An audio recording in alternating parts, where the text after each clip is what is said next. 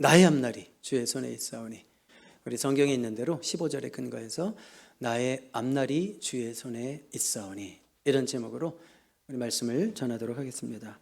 다윗이 계속 등장하고 있습니다. 다윗이 쓴 시이기 때문에 다윗은 어떤 사람입니까? 여러분들이 시편을 통해서 계속 설교를 들으면서 다윗에 대한 생각이 좀 바뀔 수도 있어요. 다윗이 이런 사람이었어? 아마 이런 생각이 들 수도 있습니다. 인류 역사상 가장 부자는요, 락펠러도 아니고 빌 게이츠도 아니고 아마존의 누구죠? 제프 베조스도 아니고요. 그 엄밀한 기록에 의하면 다윗의 아들 솔로몬이랍니다. 인류 역사상 최고의 부자가 솔로몬인데, 그 솔로몬의 부가 어디에서부터 온지 아시죠? 아버지에게 대부분 물려받은 거예요. 그러니까 다윗은 엄청 부자죠. 그리고 다윗은 직위가 뭐였어요? 왕, 킹, 왕이지요. 부자죠. 전쟁에 나가면 다 이기는 전쟁에 능한 군사였죠. 자, 우리는 다윗을 생각하면 그 모든 것을 다 누렸던 다윗을 생각할 수도 있을 것 같아요. 그런데 시편을 계속 보면서 세상에서 이렇게 고난을 많이 당한 사람이 있을까? 이런 생각도 하게 되죠. 이렇게 고난을 많이 당한 사람이 있을까? 그런 인상을 지을 수가 없습니다. 다윗의 인생에서 평안한 날이 몇 날이나 되었을까? 막 카운트를 하고 싶어요. 다윗의 인생에서 진짜 발 뻗고 잠을 잘 수 있었던 시간이 몇 시간이나 되었을까? 몇 날이나 되었을까? 이런 생각이 들 정도입니다.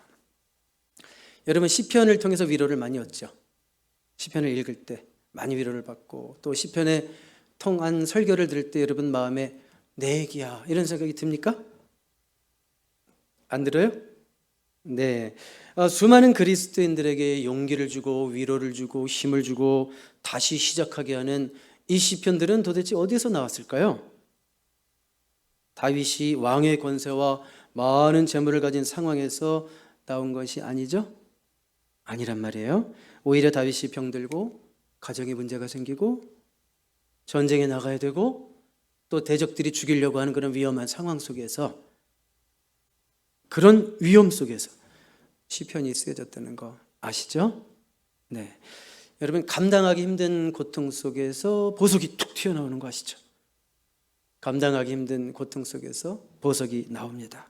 다이아몬드가 형성되기 위해서 어떤 조건이 필요한지 혹시 들어보신 적 있어요? 다이아몬드가 내추럴리 형성되기 위해서는요, 최소한은 아니고 가장 적절한 것이 뭐냐면 지하 100마일 밑으로 들어가야 된대. 거기는 아마 지반층을 넘어서 멘틀층일 것 같은데, 거의 그 100마일, 지하 100마일 그 아래에서 느껴지는 압력이 얼마나 클까요? 그리고 온도는 평균 한 1200도 정도. 그러니까 지하 100마일 이하 내려가고 평균 한 1200도 정도의 뜨거운 온도가 있을 때, 그 무서운 압력과 온도가 있을 때 거기서 다이아몬드가 형성이 된다고 합니다. 여러분, 이런 비유를 들어서 좀 약간 죄송하긴 하지만 목사의 설교도 그렇습니다. 가정과 교회에 전혀 문제가 없을 때는요, 우리 박 목사의 명설교가 나오지 않습니다. 네, 그래요. 눈물을 흘려서 기도해야 하는 어떤 문제가 있고 압력을 느낄 때, 그것과 씨름하면서 써내려간 설교가 될 때, 그런 설교가 우리 성도님들의 영혼에 더 터치하는 것을 강단에서도 볼 때가 있습니다. 네, 그러니까 여러분들 혹시 그런 사람 보신 적 있어요? 저분의 인격은 다이아몬드 같아. 다이아몬드 같은 인격의 사람? 그런 사람을 보면 뭐가 느껴져야 돼요? 저절로 태어났을까? 아니죠. 엄청난 그 무게와 압력과 온도가 그분의 삶에 있었겠구나. 우리가 이런 것을 생각하게 되죠. 자, 오늘 시편 몇 편이에요? 31편을 보고 있는데, 지난주에 시편 혹시 몇 편을 가지고 제가 설교했는지 기억하시는 분 있어요? 30편이 아니라 19편. 마무리 하나님의 영광을 선포하고 하나님의 말씀은 흠이 없고 막 이런 말씀 나왔잖아요. 그렇죠? 어떻게 우리가 하나님 알 수 있는가? 자, 시편 19편을 읽고 이제 주일 지나면 이제 20편부터 쭉 읽기 시작하는 거예요. 어떤 시편이 또 하나님께서 나에게 주시는 말씀이고 우리 성도들과 나눌 말씀일까? 시편 19편, 20편 쭉 21, 22, 23. 23 유명한 설교. 사실 원고까지 다 준비했는데 패스. 그리고 24, 25, 26 그러다가 어디서 제 눈길이 멈췄을까요? 그렇죠. 31편에서 제 눈길이 딱 멈췄어요. 자, 왜냐하면 제 가슴을 때리는 말씀들이 제일 많았어요. 자, 월요일이면 이제 이 작업이 끝나야 되겠죠. 그래 이제 설교를 준비하지 차근차근. 그러니까 월요일에 31편이다. 참 귀한 다시 한번 다윗의 명시가 나왔습니다. 자, 역시 이 시도 어떻게 잉태가 되었을까? 다윗이 당한 어마어마한 고통, 고난의 상황 속에서 이 시가 잉태되었다고 하는 것입니다. 다윗의 상황이 어떠했는지 9절부터 볼까요? 알아서 잘 펴놓으셨어요. 감사해요. 여호와여, 내가 고통 중에 있사오니 그러고 있네요. 그렇죠? 고통 중에 있사오니. 그런데 그 고통에 대한 설명입니다. 내게 은혜를 베푸소서. 내가 근심 때문에 눈과 영혼과, 영혼은 마음이라고 해보세요. 눈과 영혼과 몸이 쇠하였나이다. 그러니까 근심이 너무 크니까 몸도 상했다. 그런 얘기죠. 여러분, 몸이 상하면 다 그런 건 아니지만 어디부터 피로하고 어디부터 충혈되고 어디부터 나빠지든가요. 많은 경우 눈부터 그럴 때가 많죠. 다윗이 근심이 너무 심해지니까 눈도 몸도 쇠하였다. 마음도 쇠하였다. 이런 표현을 쓰고 있는 거예요. 10절에 가보면 어떤 표현까지 있냐면 내 일생을 슬픔으로 보내며. 이런 고백이 아무에게서는 나와요? 슬픈 날도 있는 거지. 어떻게 내 일생을 슬픔으로 보낸다는 말이 나오고요. 어떻게 나의 연수를 평생을 탄식으로 보낸다는 말을 할 수 있을까요? 얼마나 많은 날들을 고통 속에 있었으면 잠시도 숨쉬기 힘들 그냥 그런 삶을 보냈으면 이런 말이 나올까요? 그래서 천하의 다윗이었지만 내 기력이 또 이게 혹시 나의 죄 때문은 아닌가 이런 고민도 해가면서 내 기력이 약하여지며 나의 뼈가 쇠하도소이다. 우리 건강이 무너졌을 때 뼈가 쇠한다는 말을 우리도 쓰잖아요. 그렇죠? 이렇게 육신적으로 마음적으로 완전히 무너져 있고 망가져 있는 다윗을 보게 되죠. 그리고 이어지는 11절을 보시면 11절 이하는 또 관계 단절의 고통을 호소하고 있어요. 내가 모든 대적들 때문에 욕을 당하고 욕먹는 게 적응이 되던가요? 나는 욕을 하도 많이 먹어봐서 이제는 욕을 해도 적응이 돼가지고 괴롭지도 않아. 아니요. 욕먹을 때는 항상 새로워요. 너무너무 힘든 거예요. 내가 왜 저런 욕을 먹어야 되지? 또 이웃에게서는 심히 당했대요. 내 친구가 놀라고 뭘 보고 놀랬다는 거냐면 어쩌다가 저 왕께서 저렇게 초췌해지셨나? 어떻게 행색이 저런가? 이러면서 놀라고 길에서 보는 자가 나를 피하였나이다. 쉬쉬했다 이런 얘기죠. 한때는 막 다윗을 따라오는 자들도 있었는데 그런 자들조차도 다윗이 초라해지니까 다 외면하고 있는 그런 상황이에요. 얼마나 그 배신감 그리고 상처 이런 게 크겠어요. 그래서 그때 심정을 10절에 보니까 내가 잊어버린 바 됨이 죽은 자를 마음에 두지 아니함 같고 깨진 그릇과 같으니이다. 잊혀진 존재. 여러분 그거 아세요? 아무도 나에게 관심이 없어요. 내가 무슨 생각을 하는지 내가 무슨 고통을 당하는지 심지어 교회까지 왔는데 아무도 나에 대해서 물어보는 사람도 없고 나에게 관심이 없고 다 도망간다고 생각해 봐요. 평상시에 가깝던 자들도 의도적으로 관계를 끊고 일부러 차단시키고 이런다고 하면 생각을 해봐요. 그래서 잊혀진 존재 같다. 그리고 또 하나는 뭐라고 그랬냐면 깨진 그릇 같아요. 온전한 그릇이야 사람들이 좋다 밥이라도 먹어야 되지만 깨진 그릇 누가 돌아봐요? 바로 어디로 들어가요? 시래기 통으로 바로 들어간단 말이에요. 그러니까 자기 존재가 깨진 그릇 같아요. 아무도 돌보지 않아요. 막 이 모습을 저는 이 12절을 보는데 막 슬퍼. 그냥 다윗이 얼마나 힘들었을까? 막 이런 생각이 드니까 막 제 마음이 같이 힘들었어요. 감정이입, 심퍼티가 아니라 엠퍼티 그 안으로 막 들어가더라고요. 꼭 잊어버린 바 된 자, 깨진 그릇과 같은 자. 다윗이 어떤 심정이었을까? 그런 생각을 했습니다. 그리고 13절 이어지는 말씀에 보면 그런 중인데도 그렇게 힘들어하는데도 여전히 무리의 비방을 들었으므로 사방이 두려움으로 감싸내다 그들이 나를 치려고 함께 의논할 때 내 생명을 빼앗기로 꾀하였나이다. 여전히 죽이려고 그래 다윗을. 다 이미 다 망가져 있는 다윗인데도 여전히 죽이려고 그래. 그러니까 우리가 이 표현들을 쭉 보면 9절부터 13절까지 보면 자기 연민에 빠져 있는 다윗을 보지 않아요? 여러분 셀프 피티가 자꾸 일어난다는 건 무슨 뜻이냐면 그냥 사이콜로지컬리 얘기하면 여러분들의 멘탈이 무지하게 약해져 있다는 뜻이에요.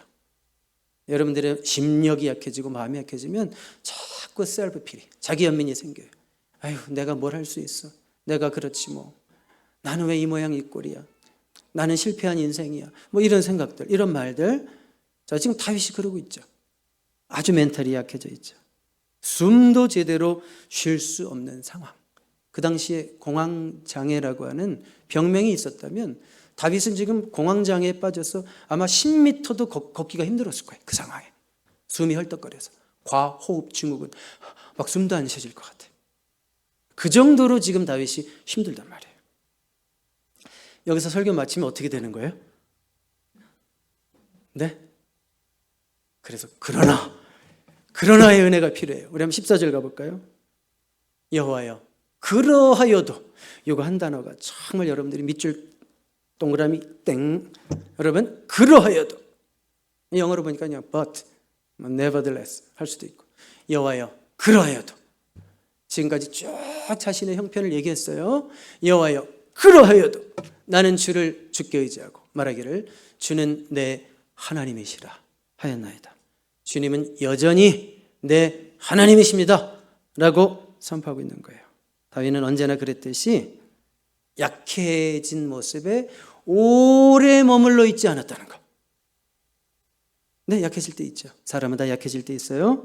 누구나 잠시 약해지고 침체될 때도 있죠. 중요한 건 있어요. 뭐냐면 회복이 빨라야 돼요. 약해질 수 있어요. 침체될 수 있어요. 내가 왜 이런 생각하고 있지? 그렇지만 회복이 빨라야 될 줄로 믿습니다. 회복이 안 되고 질질 끌면 우린 그걸 우울증이라고 부르는 거예요. 회복이 계속 안 되고 그 침체된 상태에 4시간이건 4일이건 계속 머물러 있으면 우린 그것을 우울증이라고 부르는 거예요. 다시 벌떡 일어나서 외치고 있는 다윗.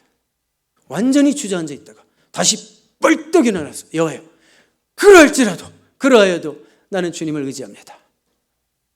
이런 담대한 고백과 선포가 저와 여러분에게도 있게 되기를 바랍니다. 그러하여도 이게 히브리어로 보니까 와우 진짜 와우죠. 네, 히브리어로 보니까 와우의 와우 접속사라고 그래. 이 와우 그러하여도 한마디가 다윗의 신앙의 깊이와 높이와 넓이를 다 보여주는 거예요. 하나님을 향한 믿음이 흔들릴 수 있는 상황에서도 여전히 주님은 나의 하나님이십니다 선포하고 있는 다윗의 믿음, 여러분의 믿음이 되기를 주님의 이름으로 축복합니다. 그리고 15절 보세요. 이어서 나의 앞날이 주의 손에 있사오니. 이 말 한마디 또 기억하셔야 돼요. 너무 멋있어요. 그러하여도에서 계속 이어지는 거예요. 나의 앞날이 주의 손에 있사오니. 내 인생 내가 다니거든요. 내 인생 내가 컨트롤할 수 없다는 거 알아요. 이 정도 인생 살아와 보니까 알겠어요. 그러나 나의 인생이 누구에게 있다는 거예요? 나의 앞날이 주님 손에 있습니다. My times are in your hands. My future is in your hands. 이렇게 고백하고 있는 거예요. 너무 멋진 표현이라 오늘 설교 제목이 뭐예요? 나의 앞날이 주의 손에 있사오니 이렇게 정했습니다. 자, 나의 앞날이 주의 손에 있다. 이 고백은 뭐냐면 하나님 내 모든 상황과 형편을 다 하나님 당신 손에 맡깁니다. 이런 얘기예요. 이런 고백은 다 맡긴다고 지금 고백하고 있는 거예요. 맡긴다는 게 무슨 뜻일까요? 하나님 다 체념할래요. 두 손 내려놓을래요. 이런 말은 아니고요. 하나님께 맡긴다는 것은 어떤 상황에서도 당신을 신뢰하겠습니다. 자, 이 믿음은 belief의 믿음이 아니라 trust의 믿음이죠. 우리 예수 믿고 구원받는 믿음을 belief라고 한다면 내가 예수 믿고 어려울 때 하나님을 붙들고 신뢰하는 걸 뭐라고 그래요? trust의 믿음이라고 그래요. 그러니까 어떤 상황에서도 하나님을 신뢰하겠다. 그런 말씀입니다. 우리도 일상을 살아가면서 어떤 중요한 일이 있을 때, 무슨 중요한 일이 있으면, 맡겨야 되는 일이 있으면 누구에게 맡겨요? 가장 믿을 만한 사람에게 맡기죠. 가장 믿을 수 있는 사람. 사장님은 어떤 중요한 일이 있으면 직원 중에서 가장 신뢰할 수 있는 직원에게 맡기죠. 쟤는 아무래도 돈을 삥땅 갈 것 같아. 이런 애들한테 절대 안 맡기죠. 신뢰할 수 있는 직원에게 맡긴단 말이에요. 여러분, 내가 좀 돈이 있어요. 좀 투자를 하고 싶어. 그러면 그 돈을 아무 기업에나 맡겨요? 가장 믿을 만한 기업을 서치해보고 리서치 다 해가지고 점검해서 주식을 사고 돈을 가장 믿을 만한 회사에 맡기는 거죠. 결혼도 그렇죠. 남자, 여자, 여자 예를 들어볼까요? 누구와 결혼을 해요? 이 사람에게 나의 인생을 맡겨도 되겠다. 이런 생각을 하고 이렇게 결혼도 하는 거잖아요. 근데 해놓고 보니까 속았어. 응? 그래도 내가 결정하고 결혼했으면 서로 도와가면서 잘 사시기 바랍니다. 지금 이 사람이 최선이다 라고 생각하며 사시기 바랍니다. 바꿔봤자 그게 그거지 뭐. 최선이다 생각하고 사시기 바랍니다. 자, 다윗이 그런 거예요. 지금 자신의 앞날을 모든 것을 하나님께 맡겼어요. 전적 위탁.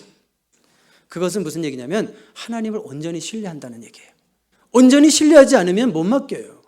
불안해서 못 맡겨요. 신뢰하니까 맡기는 거예요. 여러분은 여러분의 인생을 누구에게 맡기셨어요? 하나님?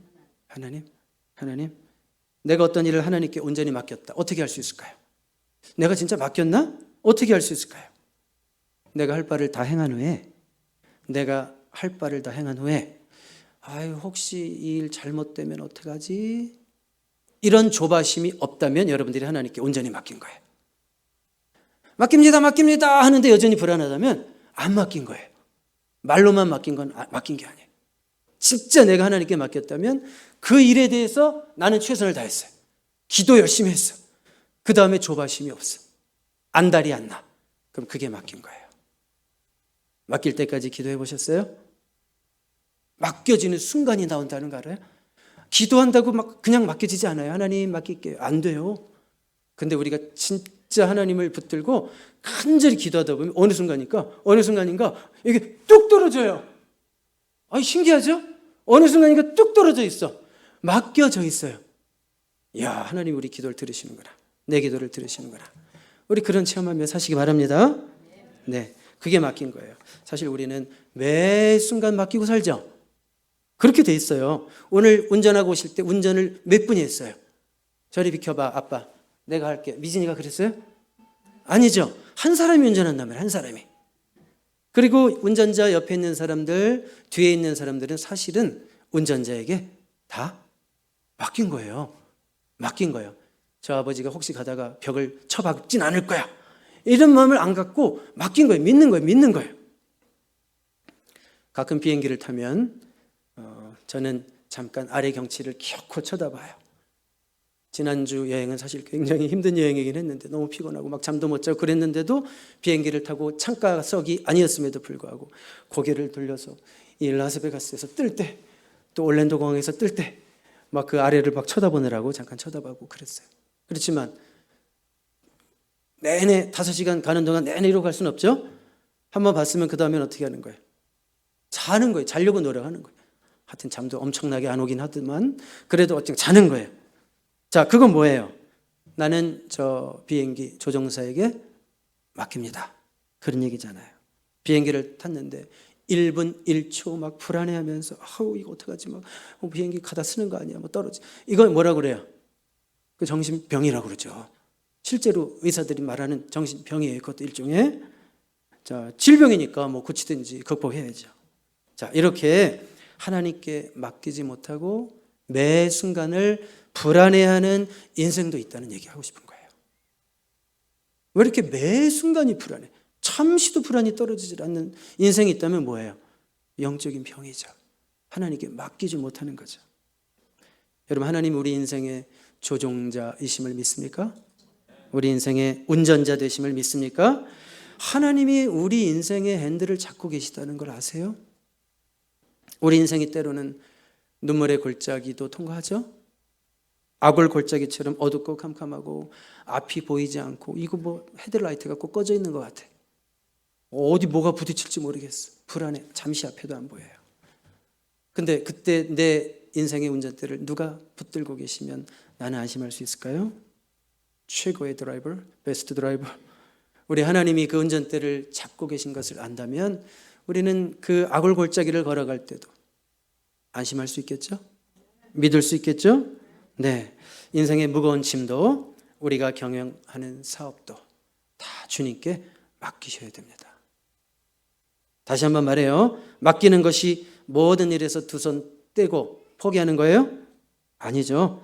맡긴다는 것은 간절히 기도하고 내가 할 바를 다 한 후에는 어떤 결과가 나오든지 하나님의 뜻에 맡기는 거.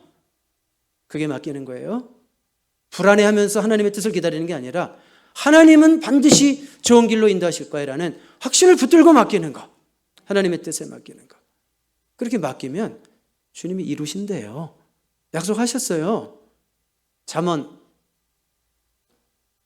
16장 3절 같이 읽어봐요. 시작. 너의 행사를 여호와께 맡기라. 그리하면 내가 경영하는 것이 이루어지리라. 좀 신기하잖아요. 너무 신기한 말씀이에요. 맡기면 어떻게 할지는 내가 알아서 결정할게. 뭐 잘 될 수도 있고 안 될 수도 있다. 그게 우리 인간적인 생각인데, 그런데 하나님은 네 행사, 네가 하는 모든 일, 쉽게 말해서 맡기면 네가 생각하는 거, 플랜하는 거, 모든 거 다 이루어진대요. 좋게. 이 말씀 믿으실 수 있겠어요? 하나님 말씀인데 뭐 왜 안 믿어요? 그냥 이럴 때 아멘 하는 거예요. 예레미야 말씀 읽다 보면, 오늘 원고에 없는 얘기 잠깐 나와서 죄송한데, 예레미야 말씀 읽다 보면 예레미야 시대는 나라가 망해가는 상황입니다. 거의 지금 풍전등화처럼 이제 넘어가면 되는 거예요. 바벨론 코앞에 있어요. 다 죽게 됐어요. 예레미야에게 주신 말씀도 이번에는 못 이긴다. 너네 그냥 나라 망한다. 70년 그냥 벌 받아야 된다. 이렇게 선포하게 하셨어요.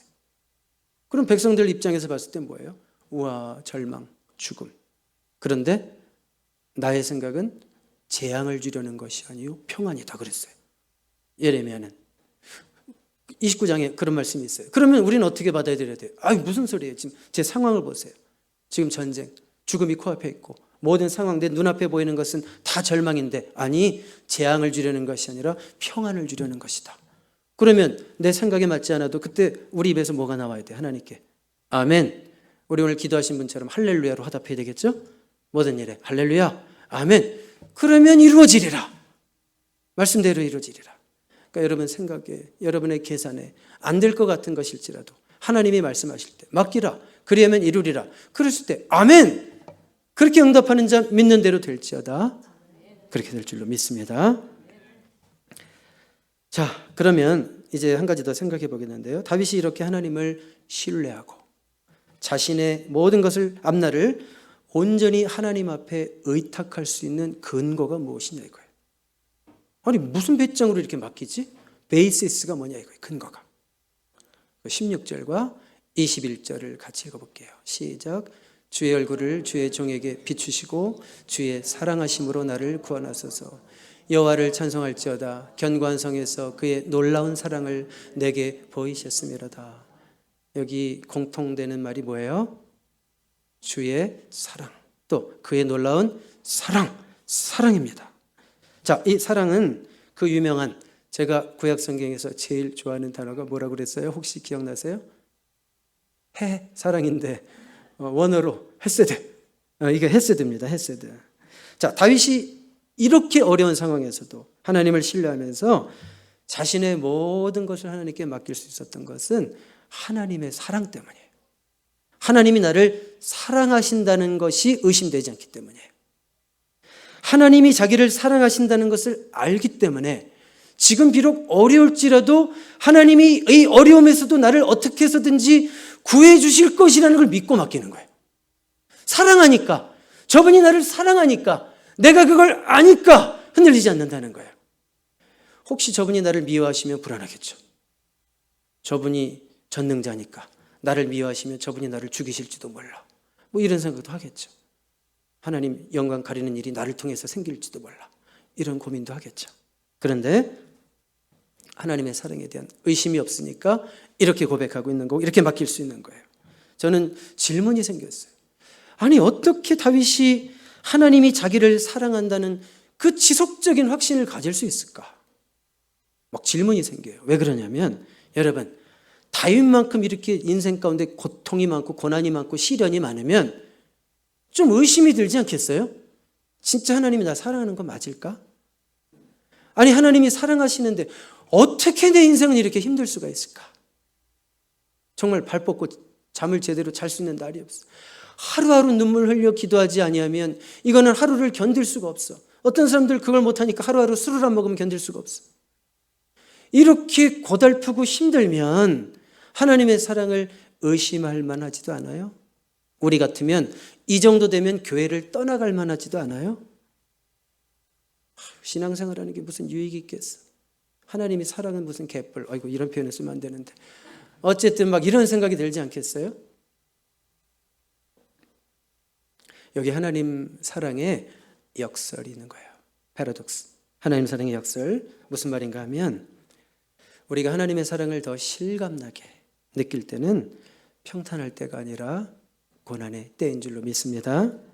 고난 중에 하나님의 개입이 있고 어려울 때 더 진한 하나님의 간섭이 있어요. 동의하십니까? 근데 이 말을 듣는 순간 저는 약간 또 반항심이 생겼어요. 그렇군요, 하나님. 하나님은 병 주시고 약 주시는 분이군요. 맞아요? 틀려요? 맞아요. 맞더라고요. 하나님은 병 주시고 약 주시는 분이에요. 왜 그럴까요? 이런 방법이 아니고서는 우리가 하나님의 사랑을 깨닫기에는 너무 무지하기 때문에 이런 방법이 아니고서는 우리가 하나님에 대해서 관심을 1도 가질 수 없는 존재라는 걸 하나님이 더 잘 아시기 때문에 여러분 인생이 평탄하고 너무 평탄하고 50년째 평탄한 사람이 하나님을 간절히 사모하는 영혼을 보신 적이 있어요? 그것을 통해서 하나님의 사랑을 체험한 인생을 보신 적이 있어요? 없어요. 없어요. 우리 실력이 딱 그 정도입니다. 우리는 병 주고 약 줄 때만이 하나님의 사랑을 깨달을 수 있고 구원의 진리도 깨달을 수가 있고 내가 하나님의 자녀가 될 수도 있고 하나님의 자녀의 길을 걸어갈 수도 있는 거예요. 우리 실력이 딱 그 정도이기 때문에 저는 저 자신에 대해서 실망할 때가 있을 것 같아요? 없을 것 같아요? 있으시겠죠? 많아요. 저 자신에 대해서 실망할 때가 참 많습니다. 저는 기도하면서 가끔 이렇게 고백할 때가 있어요. 정말 제 중심에서 나오는 표현이 이런 표현이 있어요. 하나님, 내 삶이 나라는 존재가 만들어낼 수 있는 그림이 나라는 존재가 만들어낼 수 있는 산출해낼 수 있는 이 열매가 모습이 인격의 열매가 사역의 열매가 하나님 이것밖에 없어요. 이게 저의 한계입니다. 주님께 더 드리고 싶어요. 더 좋은 것으로 드리고 싶고 더 좋은 모습으로 드러나고 싶어요. 그런데 하나님 제 실력이 여기까지예요. 어떡하라고요 하나님? 하나님이 저를 이렇게 만드셨잖아요. 어떡하라고요? 여러분도 혹시 이런 기도 드릴 때가 있어요? 너무 안타까워서 드리는 기도죠. 그런데 놀라운 것은요. 이런 기도를 드리면서 힘들어할 때마다 제 인생 가운데 작은 도약이 일어나요. 도약, 랩, 도약 점프하는 거, 도약이 일어나요. 그래서 제가 깨달은 것이 있습니다. 내가 내 수준을 넘을 수 있는 유일한 때는 하나님이 허락하신 고난이 있을 때고 나의 한계를 바라보며 실망할 때예요. 그때만이 내 인생의 유일한 도약과 성장이 있더라고요. 왜 그런가 하면 그때는요. 이런 고백하면 목사님 뭐 이렇게 심각하게 사세요 그럴 것 같긴 한데 왜냐하면 그때는 그럴 때는 제가 기도하지 않고서는 살 수가 없어요. 제 존재를 그때는 참 이렇게 견디기가 힘들어요. 기도하지 않고는 살 수가 없어요. 바로 그때 하나님을 간절히 바라는 기도를 하게 되고요. 그러므로 하나님과 접촉하게 되고 그때 내가 할 수 없었던 일을 하는 것을 발견하게 돼요. 도약이 일어나요.